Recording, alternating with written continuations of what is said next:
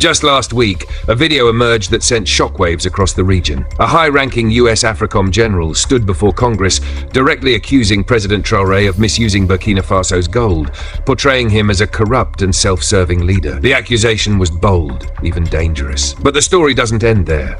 Shortly after his inflammatory remarks, the same general made an unannounced visit to Ivory Coast, the very country now harboring the traitors responsible for the failed assassination attempt against Traoré. Some might dismiss this as coincidence, but in a world of silent wars and shadow diplomacy, coincidences are rare. Deadly connections often hide in plain sight. The signs are unmistakable, the pieces fitting together too perfectly. The deeper one looks, the clearer it becomes. President Traoré's enemies are regrouping, rearming and preparing for another strike. This time, they intend to finish what they started. Since April 16, 2025, Burkina Faso has been teetering on the edge of history. On that day, President Ibrahim Traoré narrowly survived his 20th assassination attempt since taking power. Intelligence reports revealed a meticulously planned, large-scale strike. Terrorist groups would unleash chaos against the population and military, while internal traitors would target Traoré and his loyal officers directly. The strategy aimed to fracture the country's defenses and isolate the president. But thanks to the courage of loyal soldiers who risked everything to expose the plot, the attack was thwarted. The conspirators fled to Ivory Coast, a country increasingly seen as a haven for those plotting against Burkina Faso's sovereignty. Yet the danger remains. New intelligence suggests the masterminds behind the failed coup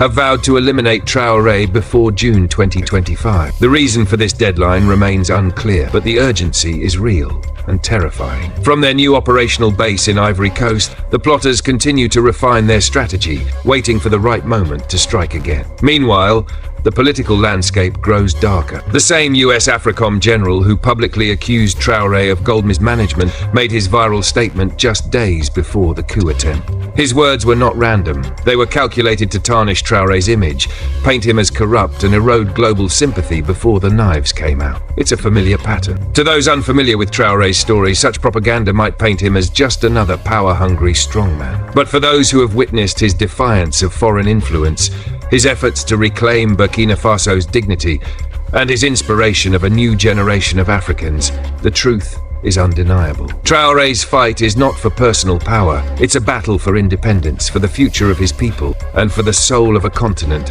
long shackled by external forces. With the countdown to June ticking louder each day, the question is not if another attempt will come, but how ready Burkina Faso will be when it does. The truth is, this was the plan all along. Just as the general's accusations against Traoré went viral, the coup attempt unfolded. Had it succeeded, the world would have been fed a ready-made narrative. Traoré was a dictator who plundered his nation's wealth, deserving of his fate. Public opinion would have been manipulated, and few would have questioned the story. But we know better. Thanks to the bravery of loyal patriots, the plot was exposed before it could be realized. Yet the danger has not passed. The plotters are regrouping, and they are not without powerful allies. The same US general who smeared Traoré's name recently landed in Ivory Coast, where he held high-level closed-door meetings with the French-backed Ivorian president, Alassane Ouattara. Officially, the agenda focused on routine matters, strengthening US-Ivorian partnerships and discussing regional security challenges, including violent extremism. But given the timing and the players involved,